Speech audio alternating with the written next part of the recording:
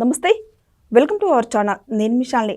TTD Parakamani చోరీ కేసుకు సంబంధించి సంచలన విషయాలు అయితే వెలుగులోకి వచ్చినాయి. అయితే హైకోర్టు అయితే ఇది చిన్న కేసు కాదు, పెద్ద కేసు అని కూడా మనకైతే విషయాలు అయితే వెలుగులోకి వచ్చాయి. అయితే దీని మీద పూర్తిగా విశ్లేషించడానికి మనతో పాటు స్టూడియోలో ఉన్నారు ప్రముఖ రాజకీయ విశ్లేషకులు అడుసుమల శ్రీనివాస్ గారు ఉన్నారు. వారిని అడిగి విషయాలను తెలుసుకునే ప్రయత్నం చేద్దాం. నమస్కారం సార్. నమస్కారం అండి. సార్, ఈ పరకమణి చోరీ కేసుకు సంబంధించి జగన్మోహన్ రెడ్డి మన మాట్లాడిన విషయాలు ఇది చిన్న చోరీయే కదా అని అన్నారు. అయితే ఇప్పుడు హైకోర్టు ఏమో ఇది చిన్నది కాదు పెద్దదని చెప్తున్నారు. అసలు ఈ కేసుకు సంబంధించి ఏ విధంగా ఇంకా మలుపులు తిరగబోతున్నట్టు ఏం చెప్తారు సార్? మొన్న మన జగన్మోహన్ ప్రెస్ మీట్ పెట్టి అదేదో లడ్డు కేసు కల్తీ అంటారు, ఏదో దేవాలయం ఇవన్నీ అంటారు, అదేదో చిన్న కేసు, చిన్న దొంగతనం, 14 కోట్లు ఇచ్చాడు, ఇలాంటి మాటలు మాట్లాడాడు. అతనికి పెడమని లాగినట్టుగా చెప్పింది కోర్టు. ఏం చెప్పిందంటే, చిన్న కేసు కాదురా, అది చాలా పెద్ద నేరం, అది మహాపాపం. అక్కడ కోట్లాది మంది భక్తుల విశ్వాసాల మీద దెబ్బతీస్తున్నారు. అది అంటే అది ఎంత పెద్ద నేరం అది. నువ్వు 100 రూపాయలు దొబ్బినా సరే భక్తుల విశ్వాసాన్ని దెబ్బతీసినట్టే. పైగా 100 కోట్లు కొల్లగొట్టేసి 14 కోట్లు దేవుడికి ఏదో ట్యాక్స్ కట్టినట్టు కట్టేసి పాప ప్రచారం చేసేసుకుందాం, ప్రాయశ్చిత్తం చేసుకుందాం అంటే ఎలా కుదురుతుంది? పైగా ఇందులో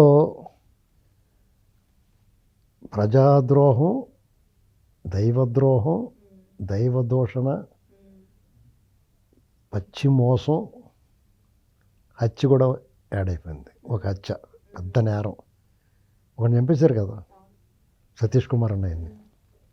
అంటే ఈ కేసులో రవికుమార్ వాలంటరీగా మొన్న ఒక వీడియో చేసి పెట్టాడు. నాకు చాలా బాధగా ఉంది, మా కుటుంబం అంతా తల్లడిల్లిపోతున్నాం, ప్రాయశ్చిత్తం చేసుకోవాలి, నన్ను క్షమించాలి, అది ఇది అంటే మాట్లాడాడు. అదంతా కూడా నిజంగా భగవంతుడి పట్ల బాధ వచ్చి ప్రాయశ్చిత్తం చేసుకుందామని మాట్లాడా.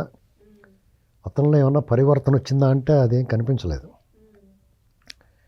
గతంలో ఇతను 22లోనే ఒక విలేకరుకు 10,000 వేసాడు అకౌంట్లో. ఇతను ఈ ఇష్యూ జరిగినప్పుడే ఒక విలేకరు అకౌంట్లో 10,000 వేసాడు.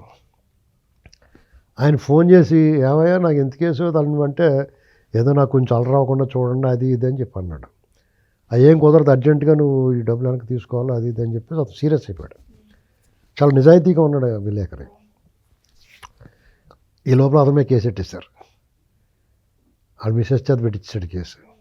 అంటే అందులోంచి ఇతను ఎలా బయటపడ్డాడంటే, విలేకరి వీళ్ళు మాట్లాడింది జరిగిన దానికి కేసు, వాళ్ళు జరిగిందని చెప్పిన దానికి కేసు పెట్టిన దానికి సమయం కుదరలు సెట్ అవ్వలేదు. హడావిడిలోను ఆ తప్పుడు పనులు చేసే వాళ్ళకి ఒక లాజిక్ లెక్క ఉండదు. దాంతో బయటపడ్డాడు అతను లక్కీగా. వీళ్ళు ఉద్దేశపూర్వకంగా పరకామణిలో చోరీ అనేటువంటి దాన్ని ఒక పగడ్బందీగా ప్రణాళికతో చేశారు. అంతలా చేసినప్పుడు ఒక్కడో చేయడు, అది ఒక గుంపు కలిపి చేస్తారు. ఆ గుంపులో భాగస్వాములు, చైర్మన్లు కూడా ఉంటారు. కింద నుంచి పై వరకు అది తెలియకుండా జరగదు. కాబట్టి ఈ విషయంలో ఇతను దొరికాడు.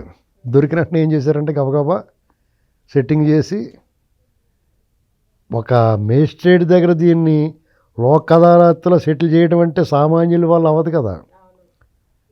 హైలీ రికమెండెడ్ కేసులు, పెద్ద స్థాయి నుంచి రికమెండేషన్ రావాలా, సిఫార్సులు ఉంటే తప్ప అవ్వదు. కాబట్టి ఇందులో ఇన్వాల్వ్ అయిన వాళ్ళందరినీ మొత్తం అరెస్ట్ చేయాలి. ఈ ప్రభుత్వం మిగతా కేసులు ఎలా వ్యవహరించినా కోట్లాది మంది భక్తుల, వెంకటేశ్వర స్వామి వారి భక్తుల మనోభావాలు గౌరవిస్తూ ఆ విషయంలో పరకామణిలో చోరీ చేసిన ఈ దొంగల ముఠాలందరినీ కరుణాకర్ రెడ్డి సహా అందరి మీద కేసులు నమోదు చేసి అరెస్ట్ చేయాలి. వాళ్ళు నాన్ బెయిలబుల్, బెయిల్ రాకూడదు వాళ్ళకి. ఇంకా డైరెక్ట్గా శిక్ష నిరూపించబడి లోపలికి వెళ్ళిపోవాలి తప్ప బెయిల్ రాకుండా ఫాస్ట్ ట్రాక్ పెట్టేయాలి. 2 నెలలు 3 నెలలు వాయిదా ఉండు, ఇవాళ పొద్దున్న వాయిదా మళ్ళీ సాయంత్రం వేసేయాలి. ఒక జడ్జి గారిని ప్రత్యేకమైన కోర్టు పెట్టేయాలి. స్వామివారి విషయంలో ప్రభుత్వం శ్రద్ధ తీసుకొని, ఎందుకంటే భక్తుల మనోభావాలని, విశ్వాసాలను కాపాడాలి. వీళ్ళు కరుణాకర్ రెడ్డి వెక్కిరిస్తున్నాడు విచారణకి వెళ్ళి వచ్చి, ఓ మనిషిని చంపేశారు, ఎంతగానే బయలు తెగించేసి ఉన్నారు వీళ్ళు. కాబట్టి రాబోయే రోజుల్లో ఎవరినైనా ఎలాంటి పొరపాటు చేయాలన్నా, ఒక్క రూపాయి ముట్టుకోవాలన్నా వాళ్ళకి భయం కలగాలి. దేవుడి మీద భక్తి ఉండాలి, భయము ఉండాలి. ఈ రెండూ లేకుండా వాళ్ళు వ్యవహరించారు. అంతేకాకుండా మిగతా వాళ్ళు భక్తి లేకుండాను భయం లేకుండా చేద్దామని చూశారు. స్వామివారు అసలు ఉన్నాడా లేడా అన్న సందేహం కలిగేలా చేద్దామని చూశారు వాళ్ళు.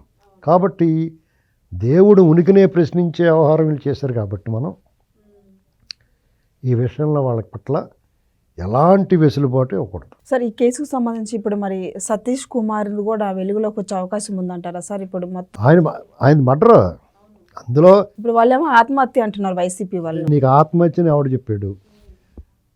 పోలీసులు సీన్ రీక్రియేట్ చేసి క్రైమ్ సీన్ చూశారు. తర్వాత పోస్ట్ మార్టం రిపోర్ట్లో కూడా అది హత్య అనేటువంటిది నిర్ధారణ అయింది. నువ్వు ఆత్మహత్యని అలా చెప్పావు, నీకు ఎవడు చెప్పాడు? కాబట్టి నువ్వు రా ముందు, ఇతను ఏమనగా ముందు నమోదు చేయండి. ఇలాంటివి చేయాలా? దాన్ని సర్కమ్స్టెన్షియల్ ఎవిడెన్స్ అంటారు. మోటివ్, ఎవరికి అవకాశం ఉంది, అతను చనిపోవటం వల్ల ఎవరు లబ్ధిదారులు అవుతారు అది చూడాలి. అతను సాక్ష్యం చెప్పకూడదు, అతను ఈ కేసులో ఉండకూడదు, ఎవరికి ఉపయోగం? అలాగైతే ఇమీడియట్గా ఇంకో అయితే ఈయన రారాబాబు. అది మానేసి అయితే అదేం ఆ విషయంలో సీరియస్గా ఉన్నారు అనుకుంటే సీల్డ్ కవర్లు ఏమన్నారు ఆ దర్యాప్తు వివరాలండి కోర్టు ఆదేశిస్తుంది. ఇప్పుడు ఈ ప్రభుత్వం నా లెక్క ప్రకారం ఈ ప్రభుత్వం అంతా కూడా వాళ్ళ ఆదేశాలు చర్చ చేయించకుండా కోర్టుల ద్వారా చేస్తున్నారు అనుకుంటున్నాను నేను అన్నీని. ఇప్పుడు వైసీపీ వాళ్ళు ఏమంటారు, ఇదంతా కుట్రలు చేస్తున్నారు మా మీద అని మాట్లాడుతున్నారు. ఏం చేయకపోయిన కుట్రలు అంటున్నారు కదా కోర్టు. ఇప్పుడు ఆ నెయ్యి విషయం సుప్రీంకోర్టు ఆదేశాలు ఇచ్చింది. ఇక్కడ గొంతులో పచ్చి వెలకే పడింది వాళ్ళకి. అక్రమ అరెస్టులు గట్టా అంటే కోర్టు రండి అంటారు. ఊరు మూసుకున్నారు, వాళ్ళే వేసుకున్నారు సుప్రీంకోర్టులో. సుప్రీంకోర్టు వాళ్ళు చెప్పిందంత అయినా అయితే అని చెప్పి వాళ్ళ మీద పడింది. ఇప్పుడు వాళ్ళు ఏమంటాం లేదు కదా, వీళ్ళు అభియోగించారు, అభియోగం మోపారు అని అంటాం లేదు. సుప్రీంకోర్టు దర్యాప్తు చేయించి వాళ్ళ మీద చర్యలు తీసుకోమంది. ఈ పరకామణి కేసు కోర్టు చెవాట్లు పెట్టింది, కోర్టు పర్యవేక్షిస్తుంది. ఇక్కడ మీకు అబ్జర్వ్ చేయలేదు, తిరుమల తిరుపతి దేవస్థానానికి సంబంధించి ప్రభుత్వం బాధ్యత వీళ్ళ మీద కేసుల విషయంలో అసలు లేదు. సుప్రీంకోర్టు, హైకోర్టు రెండు బాధ్యత తీసుకున్నాయి. ఇప్పుడు వాళ్ళకి శిక్షలు పడినా వాళ్ళు ఎవరిని అరెస్ట్ చేసినా ఈ ప్రభుత్వానికి ఏం సంబంధం లేదు. ఒక రకంగా ప్రభుత్వం వీళ్ళని వదిలేసింది. ఎందుకు వచ్చిన పెంట మీద రాయటం ఎందుకని.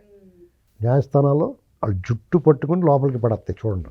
అవును సార్, ఇప్పుడే కోర్టు అయితే సీరియస్ అయింది. మరి జగన్మోహన్ రెడ్డి మరి పిలిచే అవకాశం ఉందంటారా? పిలవచ్చు. ఇప్పుడు ఈ రిపోర్ట్ చూసిన తర్వాత పిలవండి, అతను ఎంతకాలం వదిలేశారని చెప్తారు. అది అతను పారిపోవడం లేకుండా పాస్పోర్ట్ కట్టి అలాగే కోర్టులోనే ఉంది కాబట్టి పారిపోవడం ఎక్కడికైనా గ్యారంటీగా అరెస్ట్ చేస్తారు అందులో. Thank you sir.